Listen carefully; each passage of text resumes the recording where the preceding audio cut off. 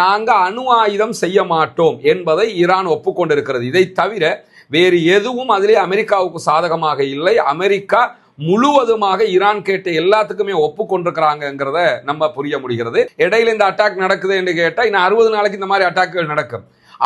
இன்னும் 60 நாளைக்கு பிறகுதான் ஃபைனல் அக்ரிமெண்ட் கையெழுத்தாகும். உலகத்திலேயே குண்டு போட்டுட்டு யுத்தத்திலையும் தோற்று போனதுக்கு பிறகு ஜெயிச்ச நாட்டுக்கு காசு கொடுத்த ஒரே ஆட்கள் அமெரிக்கா மட்டும்தான். அந்த அடிப்படையில் அமெரிக்கா ஈரானுக்கு 300 பில்லியன் அமெரிக்க டாலர்கள் பிராந்திய நாடுகளோட பேசி தருவோம் இருக்காங்க. எனவே அரபு நாட்டில இருந்து புடுங்கி தான் கொடுக்க போறானுங்கிறதும் தெளிவாக தெரிகிறது.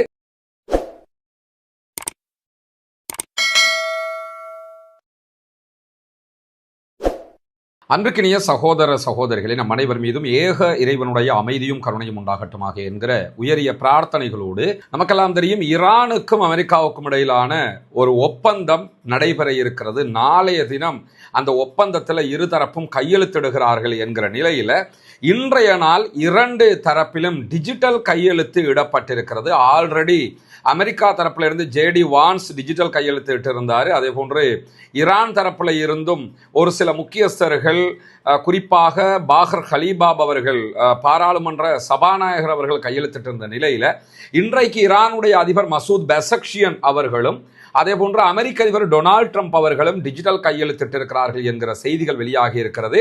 இது டிஜிட்டல் கையெழுத்து மட்டும்தானா அல்லது நேரடியாக இடப்பட்டிருக்கக்கூடிய கையெழுத்தும் தானா என்கிற சில கேள்விகளும் எழுந்து கொண்டிருக்கிறது. ஏன்னா நாளைய தினம் நடைபெறக்கூடிய ஜெனீவாவினுடைய கையெழுத்து விவகாரத்தில் ஈரான் சார்பாக ஈரானுடைய நாடாளுமன்ற சபாநாயகர் முகமது பாகர் ஹலீபாப் அவர்களும் அவருடைய குழுவும் கலந்து கொள்கிறார்கள். அதே போன்று அமெரிக்கா சார்பாக ஜேடி வான்ஸும் அவருடைய குழுவினரும் கலந்து கொள்கிறார்கள். அந்த இடத்துல ஈரானுடைய அதிபரும் இல்லை, அமெரிக்காவினுடைய அதிபரும் கிடையாது. எனவே நேரடியாக கூட அவர்கள் இந்த கையெழுத்தை இட்டிருக்கலாம் என்கிற செய்திகளும் வந்து கொண்டிருக்கிறது. அது நாளை தெரிய வந்துவிடும். எது எப்படி போனாலும் இன்றைக்கு வெளியாகி இருக்கக்கூடிய செய்திகள் பிரகாரம் 14 அம்ச தீர்மானங்களினுடைய அடிப்படை செய்திகள் இன்றைக்கு வெளியாகி இருக்கிறது. ஏன்னா நேற்றைய தினம் ப்ளூம்பர்க் ஒரு அறிக்கையை வெளியிட்டிருந்தாங்க. அதில் இந்த சமாதான திட்டத்தில் இன்ன திட்டங்கள் தான் இருக்கிறது என்று சொல்லியிருந்தாங்க. அந்த திட்டங்களை ஈரான் அதற்கு பதில் சொல்லும் போது என்ன சொல்லியிருந்தாங்கன்னா, இது முற்றுமுழுதாக உண்மையும் இல்லை, முழுமையாக பொய்யும் இல்லை என்று சொல்லியிருந்தாங்க. எனவே அதை முழுமையாக ஈரான் ஏற்றுக்கிறவும் இல்லை, முழுமையாக மறுக்கவும் இல்லை என்கிற ஒரு நிலையில சற்று நேரத்துக்கு முன்பதாக அல் ஜசீரா ஒரு அறிவிப்பை விடுத்திருக்கிறது. அந்த அறிவிப்புல அமெரிக்காவினுடைய வெள்ளை மாளிகை அதிகாரி ஒருவர் இந்த ஒப்பந்தத்தில் என்னவெல்லாம் இருக்கிறது என்பதை ஊடகங்களுக்கு தொலைபேசி வழியாக வாசித்து காட்டினார். அதிலே இருக்கக்கூடிய செய்திகளை வரிக்கு வரி நாங்க தர்றோம் அப்படின்னு சொல்லி போட்டிருக்கிறாங்க. அதுல 14 அம்ச திட்டங்கள். இதுவரை வெளியாகி இருக்கக்கூடிய திட்டங்களை பார்க்கும்போது என்ன தெரியுதுன்னா, அமெரிக்கா யுத்தத்திலும் தோற்றிருக்கிறது, ஒப்பந்தத்திலும் தோற்றிருக்கிறது என்பது தெளிவாக தெரிகிறது.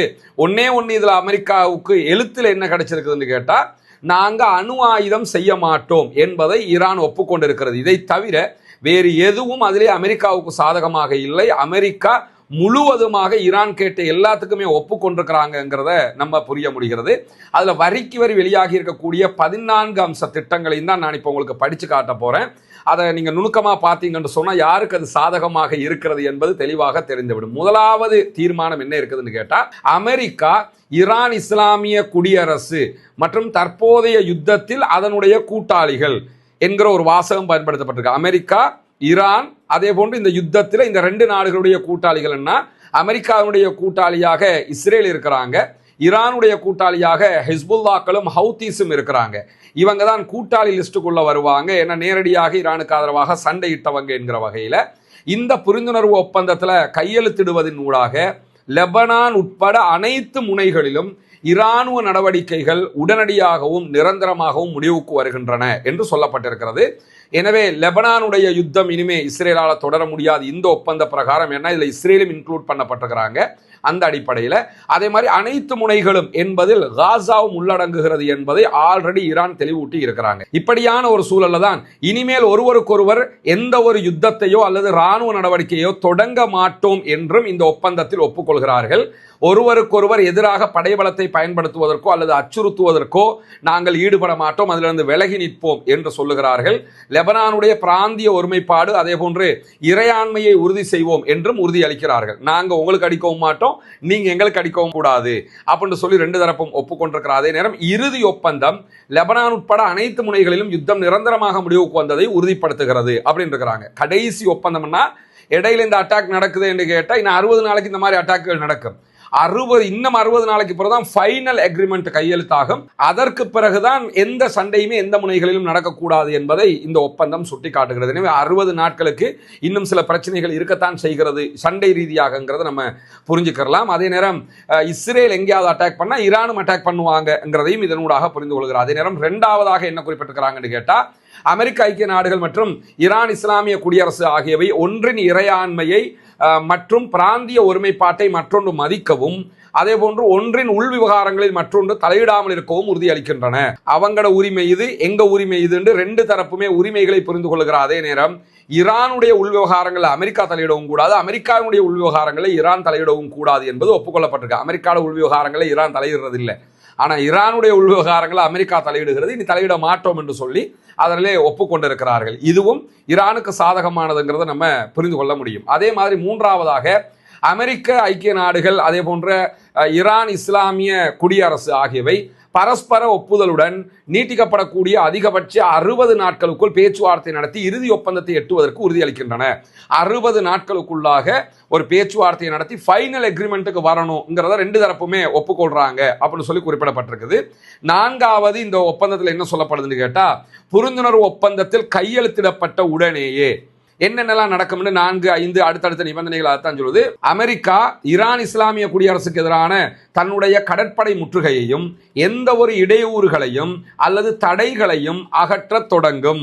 இனிமே இந்த 60 நாட்களுக்குள்ளாக அமெரிக்கா என்ன பண்ணுவாங்கன்னு கேட்டா, ஈரானுக்கு எதிரான கடற்படை முற்றுகையை அகற்ற தொடங்குவாங்க, தடைகளை அகற்ற தொடங்குவாங்க, எல்லாத்தையும் இதுவரைக்கும் உள்ள எல்லாத்தையுமே அகற்ற தொடங்குவாங்க. மேலும் 30 நாட்களுக்குள் கடற்படை முற்றுகையை முழுமையாக முடிவு கொண்டு வரும். ஒரு மாசத்துக்குள்ள அமெரிக்காவுடைய எல்லா படைகளும் முற்றுகையிலிருந்து வெளியே போயிடணும் அப்படிங்கிறது ஒப்புக்கொள்ளப்பட்டிருக்கிறது. இந்த காலகட்டத்தில் கப்பல்களில் போக்குவரத்து ஈரான் இஸ்லாமிய குடியரசால் மீண்டும் நிலைநிறுத்தப்படும். ஹொர்முஸ்ல போற கப்பல்களுக்கு எந்த தடையும் ஈரான் உண்டாக்கக்கூடாது, வலம மாதிரி போறதுக்கு அதுக்குரிய அனுமதியை கொடுக்கணும். போருக்கு முந்தைய போக்குவரத்தினுடைய எண்ணிக்கைக்கு விகிதாச்சாரமாக அது இருக்கணும். யுத்தத்துக்கு முன்னாடி ஒரு நாளைக்கு எத்தனை கப்பல் போய் வந்துச்சோ அதே மாதிரி போய் வர்றதுக்குரிய அனுமதி கொடுக்கப்பட வேண்டும். அதே போன்று அமெரிக்கா இறுதி ஒப்பந்தம் கையெழுத்தான 30 நாட்களுக்குள் ஈரான் இஸ்லாமிய குடியரசின் அருகாமையிலிருந்து தன்னுடைய படைகளை அகற்றிக்கொள்ள உறுதியளிக்கிறது. 30 நாட்களுக்குள்ள நாங்க வெளியே போயிடுவோம் சொல்லி அமெரிக்காவும் ஒப்புக்கொண்டிருக்கிறாங்க. அதே மாதிரி இதையும் ஈரானுக்கு சாதகமாக இருக்கிறது தெளிவாக உணர முடியும். 5வது ஒப்பந்தத்தை பாருங்க. புரிந்துணர்வு ஒப்பந்தத்தில் கையெழுத்திடப்பட்ட உடன் இப்படித்தான் போட்டு வருவாங்க அடுத்தடுத்த ஒப்பந்தங்கள் எல்லாம். ஈரான் இஸ்லாமிய குடியரசு பாரசீக வளைகுடாவில் இருந்து ஓமான் கடலுக்கும் ஓமான் கடலில் இருந்து பாரசீக வளைகுடாவுக்கும் வர்த்தக கப்பல்கள் பாதுகாப்பாக போவதற்கும் 60 நாட்களுக்கு மட்டும் கட்டணமின்றி தன்னுடைய சிறந்த முயற்சிகளை பயன்படுத்த ஏற்பாடுகளை செய்யும்.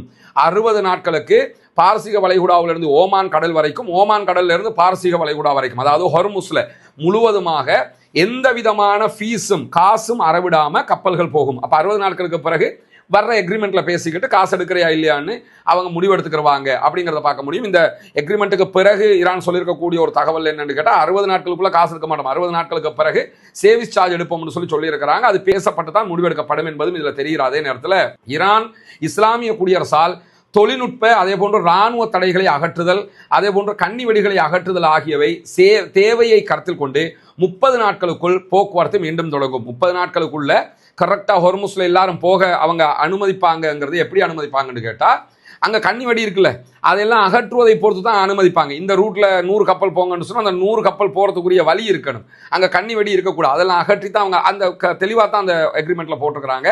அதே மாதிரி ஈரானுடைய இஸ்லாமிய குடியரசு பொருந்தக்கூடிய சர்வதேச சட்டம் அதே போல ஹொர்முஸ் நீரிணையின் கடலோர நாடுகளின் இறையாண்மை உரிமைகளுக்கு இணங்க பிற பாரசீக வளைகுடா நாடுகளுடன் கலந்துரையாடி எதிர்கால நிர்வாகம் மற்றும் கடல்சார் சேவைகள் மற்றும் ஹொர்முஸ் நீரிணை ஆகியவற்றை வரையறுப்பதற்காக ஒமான் சுல்தானகத்துடன் பேச்சுவார்த்தை நடத்தும். இந்த இடம் ரொம்ப முக்கியமானது. என்னன்னா, ஹொர்முஸ்ல எப்படி பிசினஸ் பண்றது, எப்படி கப்பல் போய் வர்றதுங்கிறத யாரோட முடிவெடுப்பாங்க போது ஹொர்முஸில் இருக்கிற பிற நாடுகளோடு, அதாவது வளைகுடாவில் இருக்கக்கூடிய பாரசீக வளைகுடா நாடுகளோடு பேசி முடிவெடுப்போம் அப்படின்னு இருக்காங்க. பாரசீக வளைகுடா நாடுன்னு அவங்க எதை சொல்றாங்கன்னு கேட்டா ஓமான மட்டும்தான் சொல்றாங்க.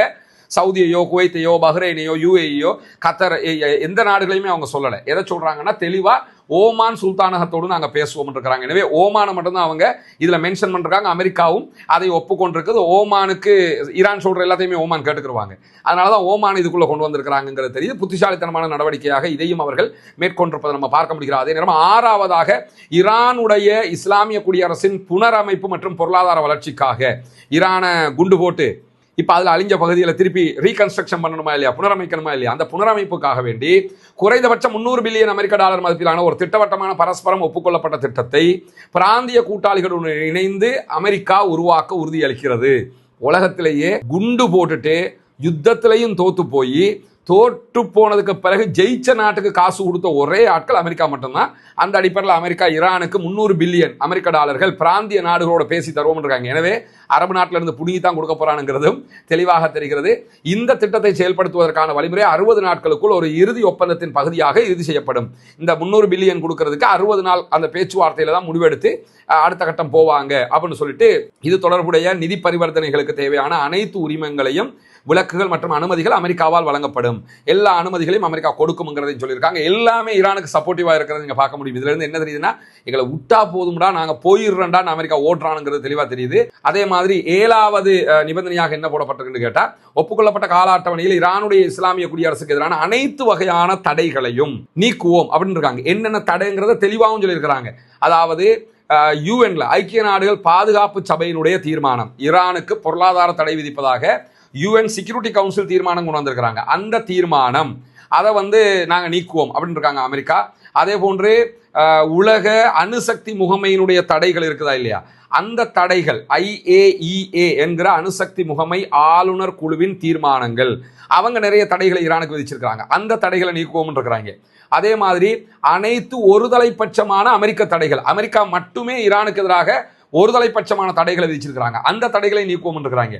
அதற்கடுத்து முதன்மை மற்றும் 2ஆம் நிலை தடைகள் உட்பட அனைத்தையும் முடிவுக்கு கொண்டு வர அமெரிக்கா உறுதியளிக்கிறது. முதன்மை தடைகள், 2ஆம் நிலை தடைகள். உலகத்தில் இனிமேல் ஈரானுக்கு எந்த தடையும் இல்லை. இதுல பொருளாதார தடைங்கிற ஒரு வேர்டு இல்லையே தவிர மிச்சம் எல்லாமே இருக்குது. எல்லா தடையையும் ஈரானுக்கு நீக்குவோம் அப்படின்னு இருக்கிறாங்க. இப்படி ஒரு சரண்டரை உலகத்தில் அமெரிக்காட்ட கூட எந்த நாடும் சரணடைஞ்சில்லை. இப்படி அமெரிக்கா இப்ப ஈரான்ட்ட சரணடைஞ்சிருக்கிறது மாதிரி.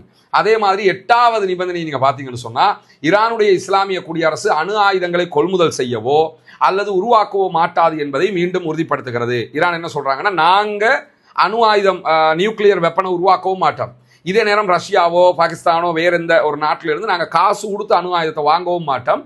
அணு ஆயுதம் நாங்கள் எடுக்கிறது இல்லைங்கிற முடிவுக்கு வர்றோம் அப்படின்னு சொல்லிட்டு அமெரிக்க ஐக்கிய நாடுகளும் ஈரானிய இஸ்லாமிய குடியரசும் 7வது பகுதியில் குறிப்பிடப்பட்டுள்ள கால அட்டவணைக்கு இணங்க பரஸ்பரம் ஒப்புக்கொள்ளப்படும் ஒரு வழிமுறையின் கீழாக கையிருப்பில் இருக்கக்கூடிய செறிவூட்டப்பட்ட யுரேனிய பொருளை கையாள்வது குறித்து தீர்வு காண ஒப்புக்கொள்ளப்பட்டுள்ளது. 60 நாட்களுக்குள்ளாக, எதிர்வருகிற 60 நாட்களுக்குள்ளாக, 7வது 10 தான் இருக்குது அந்த டேட், டைம் சொல்றாங்க அவங்க. 60 நாட்களுக்குள்ளாக ஈரான்ல இருக்கிற செறிவூட்டப்பட்ட யுரேனியத்தை என்ன பண்றதுன்னு பேசி தீர்மானிப்போம் அப்படின்னு சொல்லியிருக்கிறாங்க.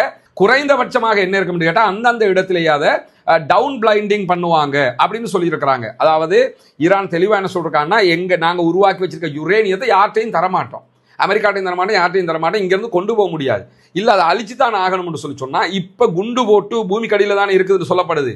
அந்த இடத்திலேயே டவுன் பிளைண்டிங் பண்ணுவோம், நிர்மக்கலவை ஆக்குவது அப்படின்னு சொல்லுவாங்க. மொத்தமாக ஏதோ ஒரு கெமிக்கலையோ எதையாவது ஒன்று போட்டு அதை அப்படியே டோட்டலாக டிஸ்ட்ராய் பண்றது, அழிக்கிறது. அந்த மெத்தட்ல அதை இல்லாமல் ஆக்குறதுக்கு நாங்க ஒப்புக்கொள்கிறோம் அப்படின்னு சொல்லியிருக்கிறாங்க. ஆனா இது 60 நாட்களுக்குள்ள பேசி தீர்மானிக்கப்படும். 9வதாக இறுதி ஒப்பந்தம் கையெழுத்தாகிற வரைக்கும் அமெரிக்க ஐக்கிய நாடுகள் மற்றும் ஈரானுடைய இஸ்லாமிய குடியரசு ஆகியவை தற்போதைய நிலையை தொடர ஒப்புக்கொண்டுள்ளன.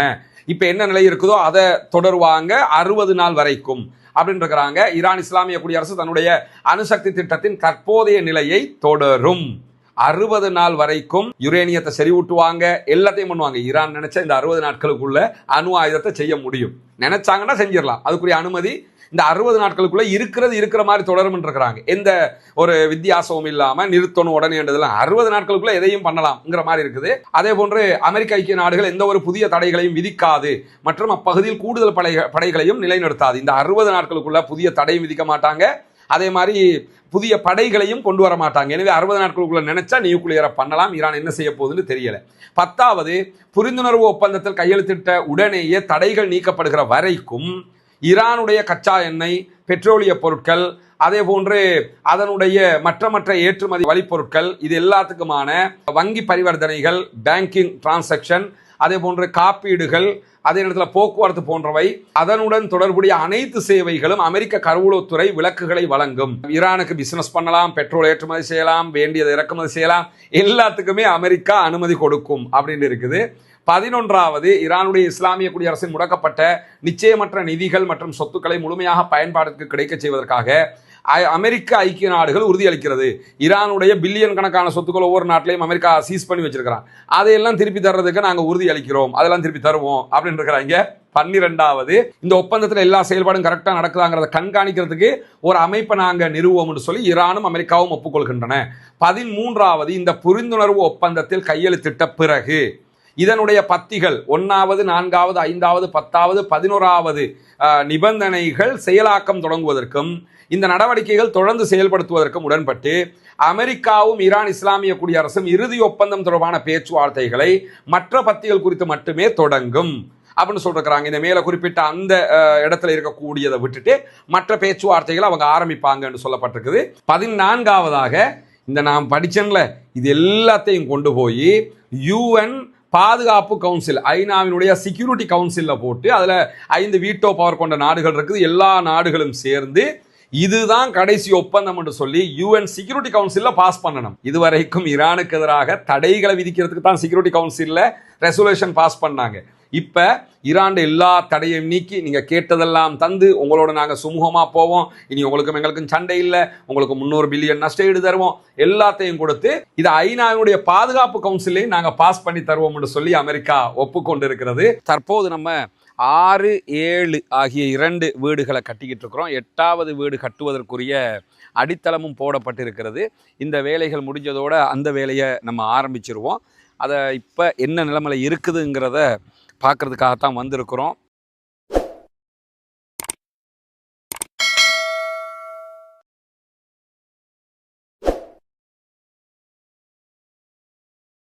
அன்பிற்கினிய சகோதர சகோதரிகளே, நமக்கெல்லாம் தெரியும், இஸ்லாத்தை ஏற்றுக்கொண்ட சகோதர சகோதரிகளுக்கான ஒரு வீடமைப்பு திட்டத்தை இலங்கையினுடைய கிழக்கு மாகாணம் பொத்துவில்ல நம்ம செஞ்சு வர்றோம். ஆல்ரெடி 5 வீடுகள் கட்டி கொடுக்கப்பட்டு விட்டது உரிய சகோதரர்களிடத்தில். அல்ஹம்துலில்லாஹ், அதற்காக உதவி செய்த அத்தனை பேருக்கும் அல்லாஹு தாலா அருள் புரிய போதுமானவன். உங்களுடைய பொருளாதார உதவிகள், ஜக்காத்து, தான தர்மங்களை கொண்டுதான் இந்த பணிகளை நம்ம செஞ்சு வர்றோம்ங்கிறது உங்களுக்கு தெரியும். எந்த ஒரு நிதி நிறுவனத்திடமிருந்தும் பணத்தை கொண்டு வந்து இந்த பணிகளை நம்ம பண்ணலை. யூடியூப் சேனலில் நம்ம அறிவிச்சுக்கிட்டே இருக்கிறோம். அதை பார்க்கிற சகோதரர்கள் செய்யக்கூடிய உதவிகள் மூலமாகத்தான் இதுவெல்லாம் நடைபெற்று வருகிறது. அந்த அடிப்படையில் தற்போது நம்ம 6, 7 ஆகிய 2 வீடுகளை கட்டிக்கிட்டு இருக்கிறோம். 8வது வீடு கட்டுவதற்குரிய அடித்தளமும் போடப்பட்டிருக்கிறது. இந்த வேலைகள் முடிஞ்சதோட அந்த வேலையை நம்ம ஆரம்பிச்சிருவோம். அதை இப்போ என்ன நிலைமையில் இருக்குதுங்கிறத பார்க்கறதுக்காகத்தான் வந்திருக்கிறோம். பண உதவி செய்யக்கூடிய சகோதரர்கள் அவர்கள் தரக்கூடிய பணத்திற்கான வேலை நடைபெறுகிறதா என்பதை தெரிந்து கொள்ள வேண்டும் என்பதற்காகத்தான் இந்த வீடியோக்களை நம்ம போட்டுக்கிட்டு இருக்கிறோம். எனவே இந்த பணிகள் இப்பொழுது என்ன நடக்கிறது என்பதை வந்து பாருங்கள். வயரிங்கும் நடக்குதுமா? ஓ, நபிகள் நாயகம் ஸல்லல்லாஹு அலைஹி வஸல்லம் அவர்கள் இந்த நட்பணிக்காக உதவி செய்வதற்கு நிறைய வலியுறுத்தல்களை சொல்லி இருக்கிறார்கள். குறிப்பாக தான தர்மங்கள் தொடர்பான நிறைய நபிகள் நாயகத்துடைய வழிகாட்டலையும் திருமறை குர்ஆனுடைய வழிகாட்டல்களையும் நம்ம பார்க்க முடிகிறது. அதே நேரம் ஜக்காத்து நிதிகளை பொறுத்தவரையில் ஜக்காத்து 8 கூட்டத்திற்கு நம்ம கொடுக்க முடியும். அதில் ஒரு கூட்டத்தினர் முஅல்லஃபத்துல் குலூப், உள்ளங்கள் ஈர்க்கப்படுகிறவர்கள், இஸ்லாத்தை ஏற்றுக்கொள்கிறவர்கள். அப்படியானவர்களுக்காகத்தான் இந்த வீடுகளை நம்ம கட்டிக்கிட்டு இருக்கிறோம். இந்த நிதியை பொறுத்தவரையில் நீங்கள் மிஸ்கீன்கள், ஃபக்கீர்கள், அதே போன்று முஅல்லஃபத்துல் குலூப், உள்ளங்கள் ஈர்க்கப்படுகிறவர்கள் என்கிற 3 வட்டத்துக்குள்ளேயும் இந்த மக்கள் வந்துருவாங்க. உங்கள் ஜக்காத்து பணத்தை நீங்கள் இதுக்காக தருகிற நேரத்தில் 3 சாராருக்கும் ஜக்காத்து கொடுத்த நன்மைகளும் உங்களை வந்து அடைந்து விடும். இதுதான் இதுவரை வெளியாகி இருக்கக்கூடிய அமெரிக்காவுக்கும் ஈரானுக்கும் இடையிலான ஒப்பந்தம் தொடர்பான மிக நெருக்கமான நம்பகரமான நிபந்தனைகளாக இருக்கிறது. இந்த நிபந்தனைகள் இன்றைக்கு அல் ஜசீரா வெளியிட்டிருப்பதை நம்ம பார்க்க முடியும். தொடர்ந்து இணைந்திருங்கள் ரஸ்மின் மேசன் நியூஸ் மற்றும் ரஸ்மின் டாக்ஸ் ஆகிய 2 சேனல்களோடு இது தொடர்பான மேலதிகமான செய்திகளையும் உங்களுக்கு உடனுக்குடன் கொண்டு வந்து தருவதற்கு தயாராக